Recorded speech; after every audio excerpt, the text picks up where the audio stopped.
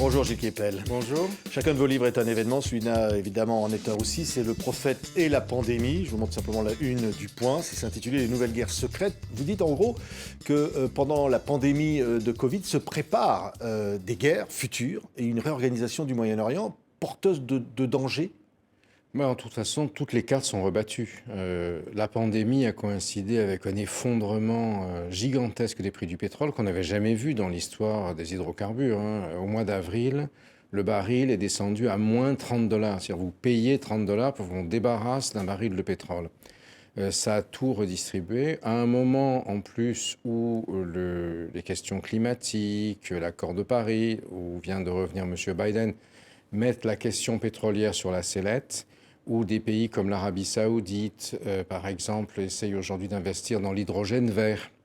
De ce fait, on a vu des choses inouïes. Par exemple, des alliances qu'on n'avait jamais imaginées jusque-là. Exact. Et par exemple, l'accord d'Abraham, puisque c'est aussi l'un des prophètes du titre, organisé par Donald Trump, qui voulait l'appeler l'accord de Donald. Bon, mais Trump a disparu entre-temps.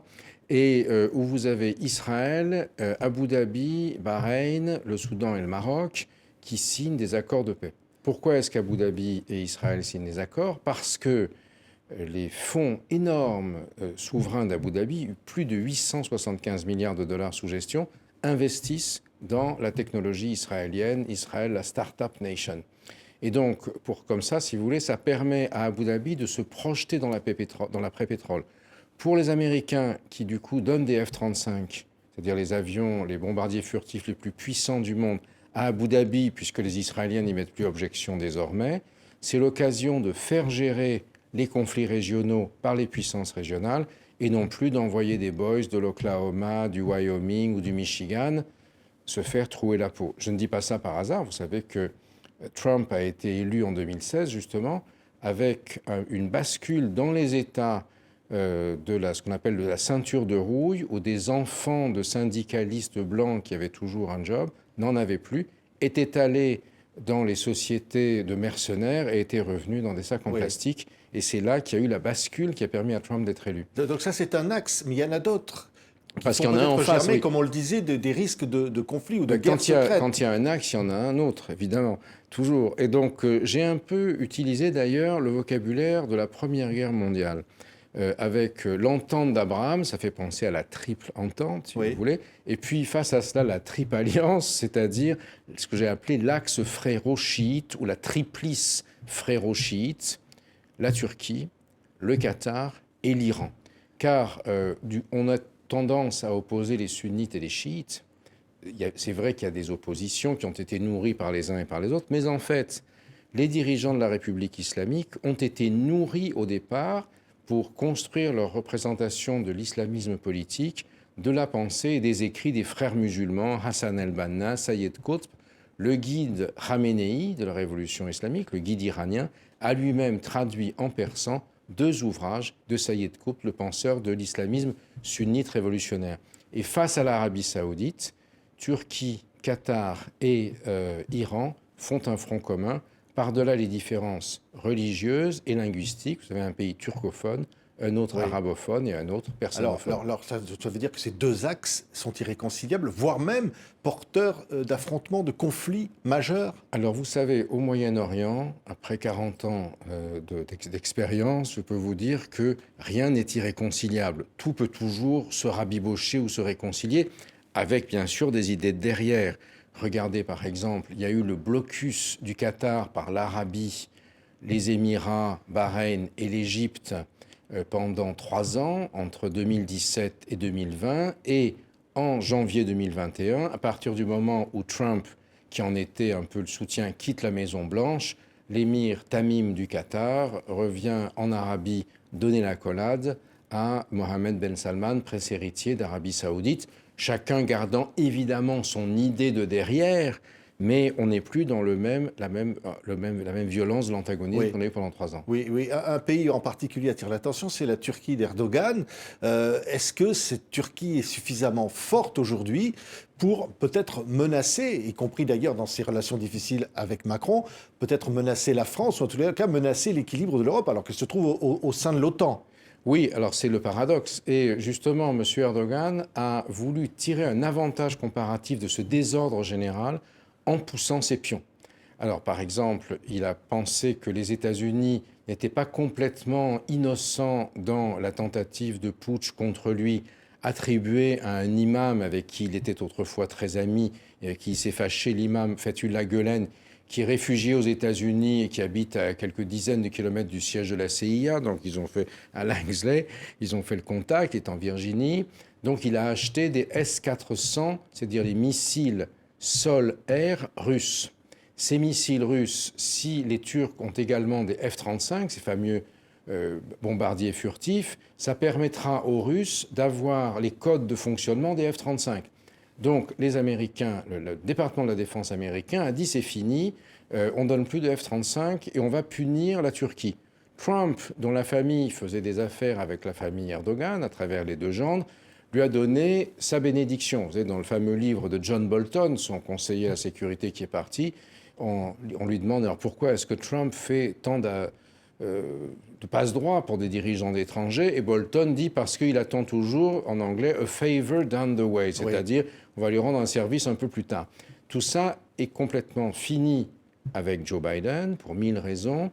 Et donc aujourd'hui, on voit que Erdogan est en train de faire un peu de rétropédalage, même avec la France. Oui. Il a mené toute la campagne anti-française, qui était aussi une idée pour lui de prendre une sorte d'hégémonie sur le monde musulman avec la réislamisation de Sainte-Sophie, au moment où les Saoudiens ne pouvaient pas attirer des foules au pèlerinage à cause de la pandémie. Et c'est servi aussi, vous le dites, de l'affaire Charlie Hebdo, de la republication des caricatures de Charlie Hebdo. Pour faire un peu comme avait fait Khomeini en 1989 contre Salman Rushdie et à l'époque l'Angleterre de Mme Thatcher.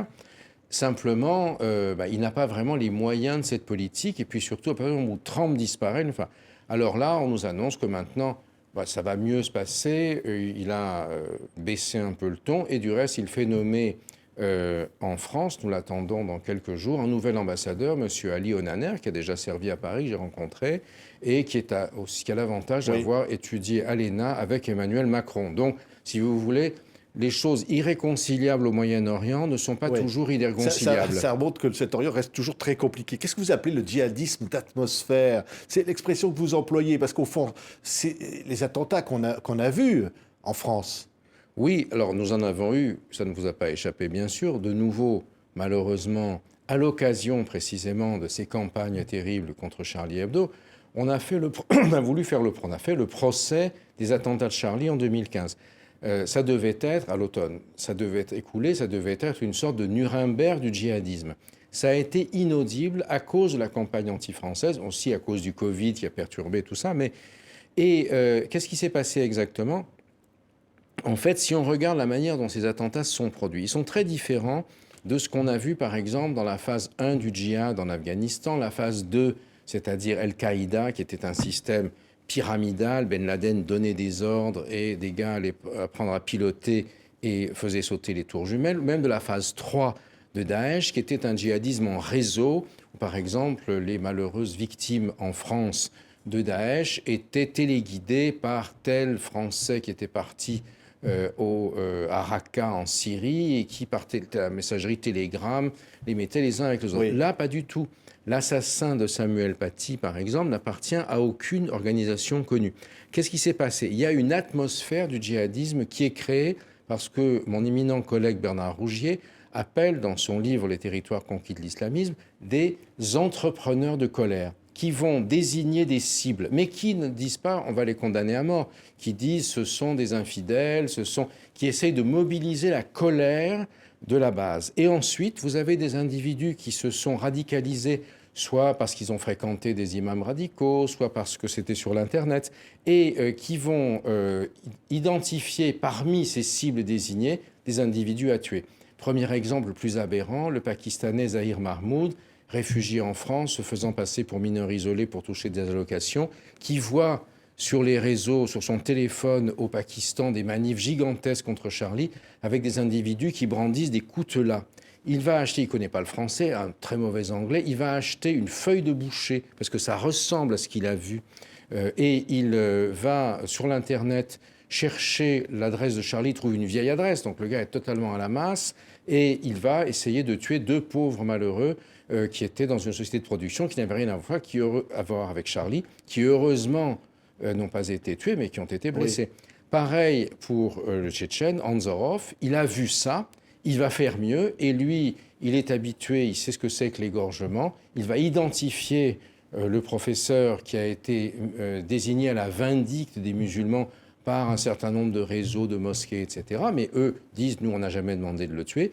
Et si vous voulez, c'est l'atmosphère qui se crée. Les entrepreneurs de colère créent une atmosphère sur laquelle les djihadistes vont agir. Et là, c'est un enjeu, évidemment, très compliqué, très difficile. Et bon, on est en plein débat aujourd'hui sur la loi, sur le séparatisme. C'est que la loi se confortant les valeurs de la République, la loi anti-séparatisme, dont vous dites, elle va dans le bon sens ou pas? D'une certaine manière, si vous regardez le discours des Mureaux du président de la République, Emmanuel Macron, le 2 octobre, qui a été abondamment critiqué parce qu'il a été très mal traduit. Si vous voulez, nous sommes un pays dans lequel il n'y a plus véritablement de capacité des arabisants à s'exprimer. Ils ont disparu de la haute fonction publique, ils ne sont quasiment plus consultés.